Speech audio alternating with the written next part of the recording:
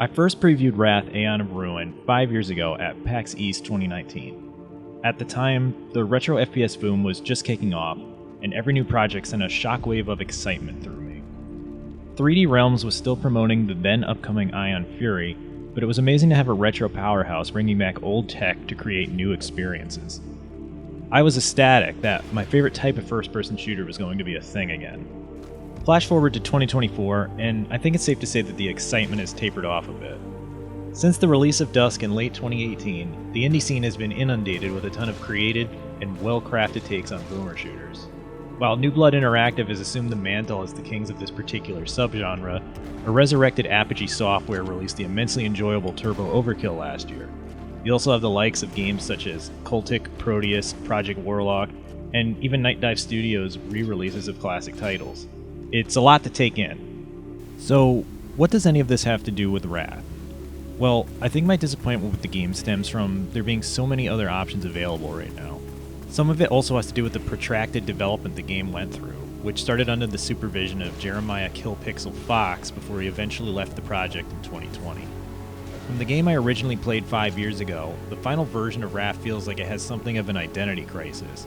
Not to mention it repeats the same gimmick over and over for a ludicrously long 15-hour campaign. Is it really all bad, though?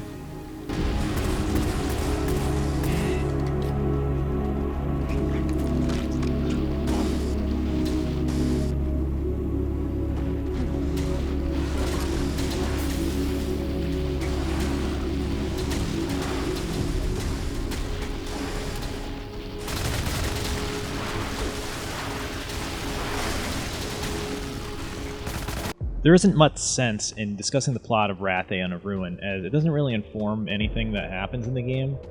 As the game's official website reads, once adrift upon the ageless sea, you now find yourself on the shores of a dying world. From the consuming darkness emerges a figure cloaked in white, the shepherd of wayward souls, who burdens you with the task of hunting down the remaining guardians of the old world. That is basically what happens. I'm still not exactly sure, but plot doesn't matter for a game such as Wrath. What does matter is how everything feels and if your arsenal is good or not. Thankfully, these aspects are where Wrath shines. If you disregard everything I'm going to complain about in a bit, Wrath at least feels great to control.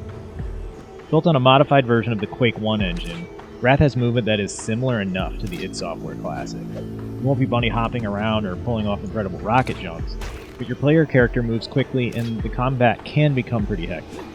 The weapons in Wrath are generally very good, though interestingly, not a single gun is hit scan based.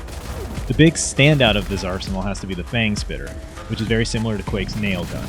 It spits out the fangs of your fallen enemies at 2 different fire rates, and is viable at short and long range. It was the weapon I stuck with the most throughout my playthrough, though the enemy roster at least has you utilizing your entire arsenal at different points. I think that's great design, especially since a lot of modern FPS games can basically be completed with a single weapon.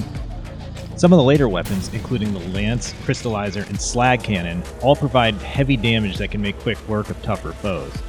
Since ammo is scarce for them, you often wind up switching back to your starting pistol and shotgun to deal with the lower tiered enemies. This is the most engaging aspect of Wrath, as a lot of games fail to nail their weapon selection or have too many redundant guns. It's just that, with the high of the arsenal comes the low of the enemy variety. While Wrath avoids being a carbon copy of Doom, it features fewer enemies than Doom 2 over a campaign that drags on by the end. With just 13 enemies in total, excluding the bosses, and roughly 70% of that roster being introduced in Episode 1, by the time you're entering the third and final episode, you'll just plain be tired of Wrath. Solid movement and weapons can only carry things so far when the majority of your encounters are against the same enemy types. What hurts this roster tremendously is that each level features at least 270 enemies or more. While that would normally be okay if they were utilized in any special placements, Wrath almost feels kind of random with where enemies show up. I did play on the hard difficulty for my playthrough, but from what I found looking at info online, Wrath has a very complicated way of populating its levels. With no true linear progression despite having linear-ish maps, there are so many different variations possible that it never feels as if you're progressing in a natural fashion. To summarize this quickly, think back to the original Doom. With 4 set difficulties, Nightmare doesn't count as it reuses ultra-violence placement, The designers were able to strategically place enemies in a fashion that corresponded to each difficulty. There were also flags to upgrade enemies based on difficulty. So someone playing on easy would see a room of zombie gunners, while someone on Hurt Me Plenty might see gunners and shotgunners. Wrath does something similar, but then has to account for which levels the player has already completed. To put this into context, Wrath is broken down into 3 hub areas that contain 5 levels each. When you enter each hub, you're able to travel to one of the 5 levels as you please. Since the designers cannot guide you to certain levels first, the enemy placement then needs to reflect you having a smaller arsenal or fewer power-ups, etc. That ultimately means it must have been held a program, but that the knock-on effect ended up being the same enemies reused far too often. You can't know if a player grabbed a better gun in one level, so you then can't populate that same level with stronger enemies. There are also some strange balancing problems here. The Heretic, which is a Cacodemon knockoff, is introduced early on as a fairly tough foe. You are generally encouraged to use ranged weapons on it, but you can actually one-shot the beasts with your starting blade weapon. The shotgun's secondary attack is also so ludicrously overpowered that even with its charge time, it doesn't really deter you from using it so often. At least when it comes to navigating these levels, Wrath is mostly okay. The first episode is far and away the best of the bunch, which is something unintentionally borrowed from classic FPS games. But the layouts aren't too confusing. There is no map in Wrath, but there are enough recognizable landmarks to prevent you from getting lost. Where this breaks down is with regards to length. While not every level is long as hell, most of the areas in Wrath will take you upwards of 35 to 50 minutes to trek through. Strangely, I had a similar complaint about Warhammer 40,000 Bolt Gun. I thought its lacking enemy roster and bloated levels created an experience that felt too samey. Wrath compounds this by doing even less with its roster, and sending you back and forth through levels that are far too long. Retro FPS design was known for having labyrinthine designs that could often confuse, but were generally small enough that you wouldn't wind up lost for hours. With Wrath, I would struggle to see a speed run taking less than half an hour per level. Despite the landmarks, at points, you simply will not know where to go because paths aren't signposted correctly. An extreme example came for me during the 3rd episode. In my penultimate level, I got lost for an extra 20 minutes because I pulled a switch and didn't see a door way above me open up. This is fairly common in Wrath, however. The levels do loop around back on each other and generally keep you on track, but every now and then you'll get dumped back into the starting area after grabbing a key with no clear idea of where to go next. Adding insult to injury is how a recent patch has sort of broken event triggers. One of the central gimmicks with Wrath Aeon of Ruin is its rune system. These runes act as inventory items you can use at will after you collect them. They give you things like temporary invulnerability, extra damage, a shield that deflects shots, etc. One of the main runes is the Soul Tether, which is how you quick save.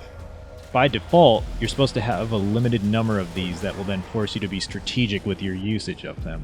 While you can now toggle that system on or off, defeating the purpose of even designing things around this limited item, the developers went further in recent patches. At launch, Wrath let you collect an unlimited number of soul tethers, which shattered the game's balance. Now, on hard and the unlockable Outlander difficulty options, you are limited to 9 and 5 tethers respectively. Since I was playing on hard, I typically had a maxed out tether count at all times, and this created a likely unforeseen problem. One level in the first episode requires you to jump down a hole that you then can't climb out of, and this is supposed to trigger an event that breaks the floor. That event trigger is placed on the soul tether item you're supposed to grab, except I couldn't grab it since I had the count maxed out. I reloaded my save, walked around for a bit, looked for alternate routes. Nothing made sense. So after 15 to 20-ish minutes, I figured maybe I should just use the soul tether. I did that, jumped back in, and wouldn't you know it, now the event trigger worked. It's design choices like that which bring Wrath Aeon of Ruin down. Episode 1 is still pretty fun, especially with its dark aesthetics and interesting weapons, but the rest of the game feels unfocused. When you get to the 3rd episode, it seems that almost every arena is an ambush waiting to happen, and you'll usually be surrounded by 20 or so enemies just for rounding a corner. Episode 2 introduces a flying gimmick rune, but with no fall damage, you can wind up plummeting to the ground and wasting a ton of time navigating back up just so you can try it again. It doesn't help that when the few unique enemies to these later episodes are introduced, they're only used a couple of times. This isn't even bringing up the boss fights, which all feel sort of tacked on. As I guess is tradition with boomer shooters now, the last boss is a complete joke, but the other two devolve into bullet sponges. You have cool arenas to do battle in, especially the Shattering Church in Episode 1, but when your main task is just to empty ammo into a big target, they aren't engaging on a mechanical level. Episode 2's boss starts off with a neat puzzle, but then you get transported to some arena where you proceed to take cover and dump ammo into the beast.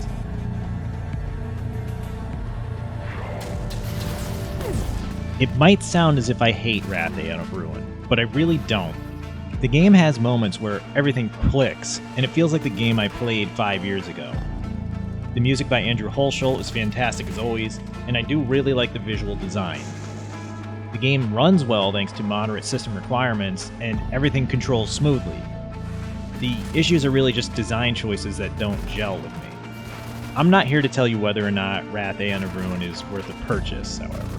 What's more interesting to me is seeing the progression of my own excitement for this game. In 2019, I couldn't wait to get my hands on this. When I had the early access release, I was still very positive about the experience. Then COVID happened, and I think that really and truly set development back beyond what the developers could have predicted. Wrath Aeon of Ruin does feel as if it was designed by too many groups with too many different ideas. There is a solid core here that can likely be made incredible with some mods or even a DLC expansion, but that's not the game we have now. In the time it took me to beat Episode 1, I could have finished the entirety of Doom and Doom 2. If we take into account the entire duration of the game, I could have finished both of those titles as well as Quake and Quake 2. Retro shooters weren't without their own faults, but they kept things feeling arcadey. You got in with a unique premise, blasted through hordes of foes over a relatively brief campaign, and then were called back by the allure of secrets and multiplayer. Wrath doesn't have much of anything calling me back, as I dread getting lost for another 20 minutes, or having to deal with any more of those damn flying heretic enemies. Still, I would be lying if I said that I didn't want the best for this game. As I stated before, I think my issue with Wrath is just that our expectations for boomer shooters have become so high in recent years. Wrath is a decent game, but decent doesn't really cut it anymore. If you can tolerate its odd quirks, I do think Wrath is a fun enough time, and at least it feels nice to play. For me, however, I don't believe that I will be returning to this title in the future.